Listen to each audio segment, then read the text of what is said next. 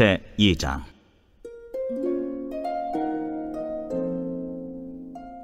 레위 가족 중 한 사람이 가서 레위 여자에게 장가들어 그 여자가 임신하여 아들을 낳으니 그가 잘생긴 것을 보고 석 달 동안 그를 숨겼으나 더 숨길 수 없게 되매 그를 위하여 갈대 상자를 가져다가 역청과 나무진을 칠하고 아기를 거기 담아 나일강가 갈대 사이에 두고 그의 누이가 어떻게 되는지를 알려고 멀리 섰더니 바로의 딸이 목욕하러 나일강으로 내려오고 시녀들은 나일강가를 거닐 때에 그가 갈대 사이에 상자를 보고 시녀를 보내어 가져다가 열고 그 아기를 보니 아기가 우는지라 그가 그를 불쌍히 여겨 이르되 이는 히브리 사람의 아기로다.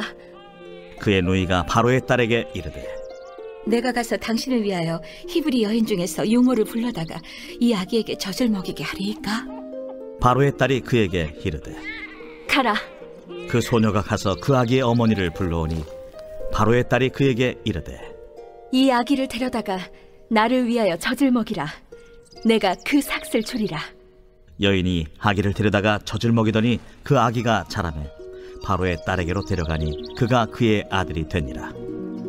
그가 그의 이름을 모세라 하여 이르되 이는 내가 그를 물에서 건져내었음이라. 모세가 장성한 후에 한 번은 자기 형제들에게 나가서 그들이 고되게 노동하는 것을 보더니 어떤 애굽 사람이 한 히브리 사람 곧 자기 형제를 치는 것을 본지라.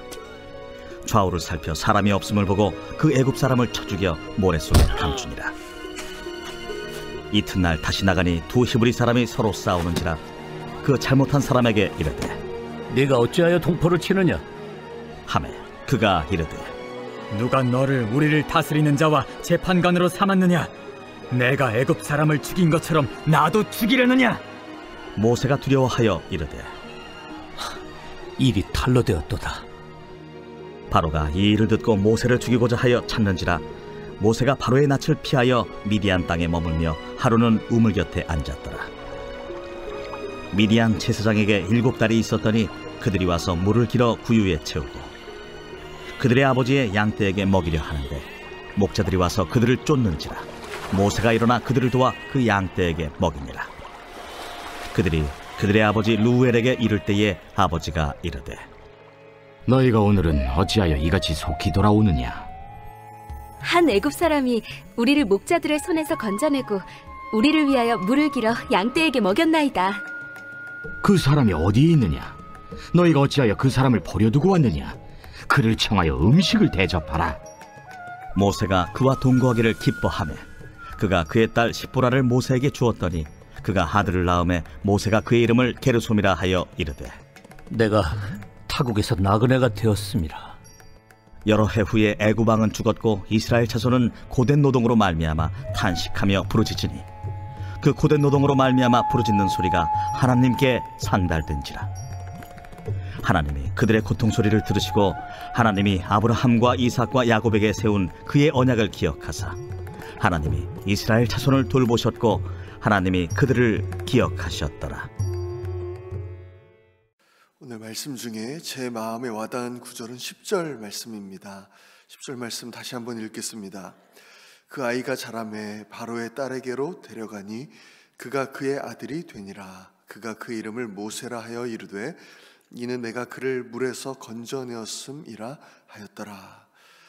오늘 본문은 이스라엘 백성들이 애굽에서 극심한 핍박을 받고 있을 때에 태어난 한 사람에 대해서 말씀하고 있습니다.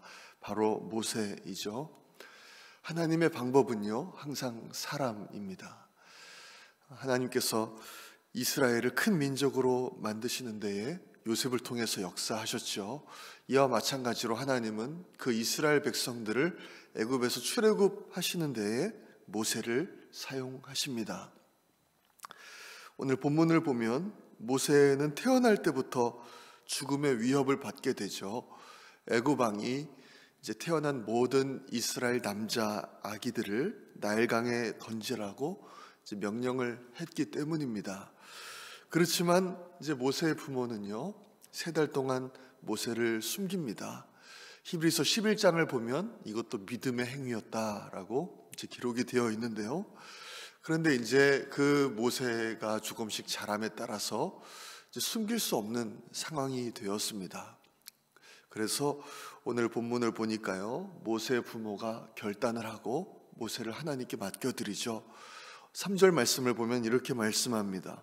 더 숨길 수 없게 되매 그를 위하여 갈대 상자를 가져다가 역청과 나무진을 칠하고 아기를 거기 담아 나일강가 갈대 사이에 두고, 아기를 차마 죽일 수는 없기 때문에 이제 아기를 갈대 상자에 담아서 나일강에 띄우는 것입니다. 그 부모의 마음이 어떠했을까요? 얼마나 많은 눈물을 흘렸겠습니까? 그런데 그 갈대 상자에 담긴 그 모세를 지키시고 인도하시는 분이 계셨죠. 바로 하나님이었습니다. 하나님은 모세가 그대로 죽도록 내버려 두지 않으셨습니다. 그때에 목욕을 하러 나온 애굽의 공주를 만나게 하신 것이죠. 애굽의 공주는 그 갈대 상자 안에 담긴 모세를 보고 그 아기가 이스라엘의 아기라는 것을 알아보았습니다. 지금 애굽에는 이스라엘의 남자 아기가 태어나면 모두 나일강에 던져서 죽여라 라는 왕의 명령이 있음에도 불구하고, 그리고 또 그 명령을 누구보다 잘 알고 있는 애굽의 공주가요, 그 아기를 보고요, 아기를 키우기로 작정을 합니다. 아기가 우는 모습을 보고 마음에 측은함이 든 것이죠. 우리는 이 모든 것들을 통해서 하나님이 어떻게 역사하시는가에 대한 것을 보게 됩니다. 하나님은 하나님을 믿지 않는 그 사람들의 마음까지도 만지셔서 하나님의 일들을 이루어 나가시는 것이죠. 그리고 그 장면을 지켜보고 있던 모세의 누나가요, 그 아기의 누나가 공주 앞에 나타나서 공주님, 이 아이에게 젖을 먹일 여인이 필요하십니까? 하면서 이제 소개를 하죠. 자기 어머니를 소개를 합니다. 이제 그 걱정을 하고 있던 공주는 흔쾌히 수락을 합니다. 그래서 다시 모세는 그 어머니의 품으로 돌아오게 되죠. 모세는요, 이제 오늘 본문을 보니까요, 공주의 아들로서 이제 애굽의 왕자들이 받는 최고의 교육을 받으면서 성장을 하게 됩니다. 이제 모세가 그렇지만 장성한 후에 어떤 마음을 품게 되는가 하면 자신의 동족 이스라엘 사람들을 생각하는 마음을 품게 되죠.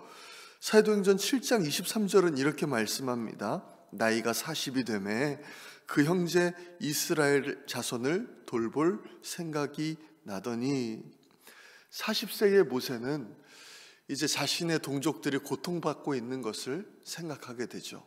그리고 마음 아파서 그들을 돕게 됩니다. 애굽 사람들에게 학대를 받는 자기의 동족들의 모습을 보고 아무도 보지 않는 것처럼 생각하고 있을 때에 이제 애굽 사람을 죽이게 되죠. 그렇지만 그것이 결국 탄로가 나고 애굽 왕은 모세를 죽이려고 합니다. 그러자 모세는 이제 도망자가 되어서 미디안 땅으로 피하게 됩니다. 그리고 그곳에서 이제 도망자 신세가 되어서 그곳에서 결혼도 하고 자녀도 낳고 40년 동안 그 땅에서 양을 치면서 살아가게 되는 것이죠. 오늘의 본문의 모세를 보면서요, 과연 인생의 진정한 성공이 무엇인가에 대해서 다시 한번 생각을 해보게 됩니다. 애굽의 왕자로서의 모세는요, 이 세상 기준으로 봤을 때는요, 도저히 부족할 것이 없는 사람이죠. 완전히 성공한 사람입니다. 남부러울 것이 없는 부와 명예, 권력을 가진 사람입니다. 그에 비해서 도망자 신세가 되어서 미디안 땅에서 양을 치고 있는 이 80세의 모세는요, 세상의 기준으로 봤을 때는 성공과는 전혀 거리가 멀어 보이죠. 그렇지만 영원의 기준으로 봤을 때, 영원한 하나님의 나라의 시각으로 봤을 때 모세의 전체의 삶은 정말 진정으로 성공한 삶이고 진정으로 승리한 삶입니다.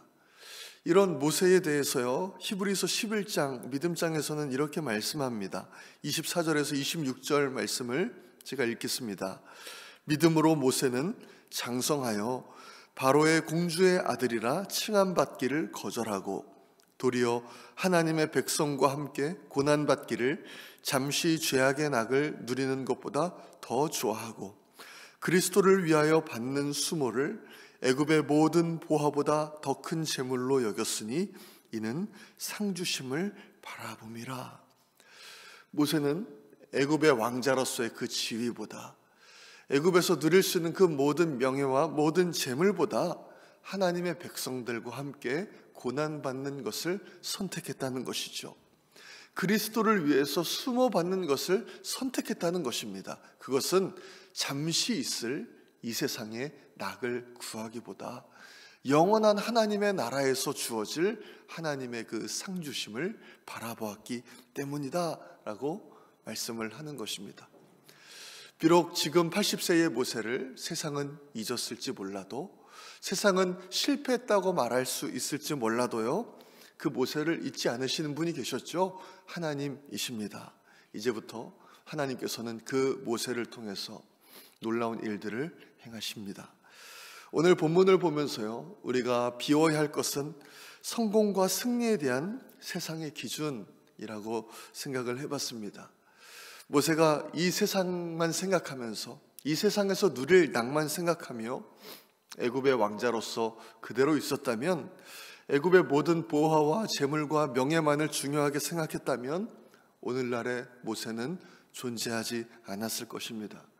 그렇지만 그가 하나님의 상주심을 바라고 그리스도를 위해서 수모를 받기로 결단하고 하나님의 백성들과 함께 고난받는 것을 선택했을 때에 그는 하나님의 나라에서 영원토록 영광스러운 그 자리에 있게 되었습니다. 그렇기 때문에 우리가 채워야 할 것은요, 단지 이 세상뿐만 아니라 하나님의 나라를 바라보는 것이죠. 이 세상의 그 어떤 것과도, 잠시 있다 사라질 그 어떤 것과도 비교할 수 없는 영원한 하나님의 나라에서 주실 그 영원한 상급입니다. 우리가 그것을 바라볼 때 우리는 이 세상 가운데서도 하나님의 나라를 위해서 결단하고, 또 때로는 희생하고, 또 때로는 그리스도를 위해서 고난을 선택하게 될 줄로 믿습니다.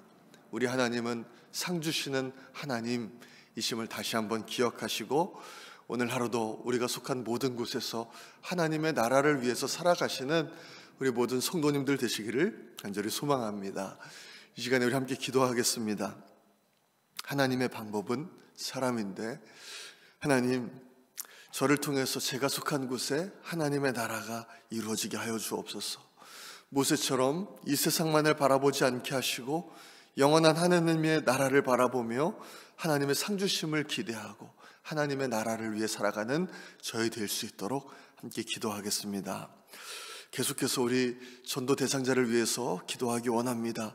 구령 열정을 더하셔서 전도에 힘쓰게 하시고, 하나님, 우리가 품은 전도 대상자들을 위해서 끝까지 기도하며 그들에게 복음을 전하는 저희 될 수 있도록 인도하여 주옵소서. 특별히 이번 뉴호프 선데이 기간에 전도된 새 가족들이 교회에 잘 정착될 수 있도록 우리 계속해서 기도하기 원합니다.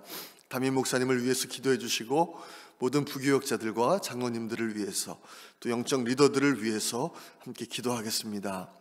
오늘 화요일은 세계 선교를 위해서는 한국과 성경 번역 선교회를 위해서 기도하겠습니다. 한국의 유일순 목사님, 또 성경 번역 선교회의 박효섭, 조선양 선교사님을 위해서 함께 기도하겠습니다. 어려움 가운데 있는 성도님들과 환우들을 위해서 기도해 주시고, 또 우리 각자의 기도 제목들을 놓고 우리 주여 한번 외치고 기도하겠습니다. 주여.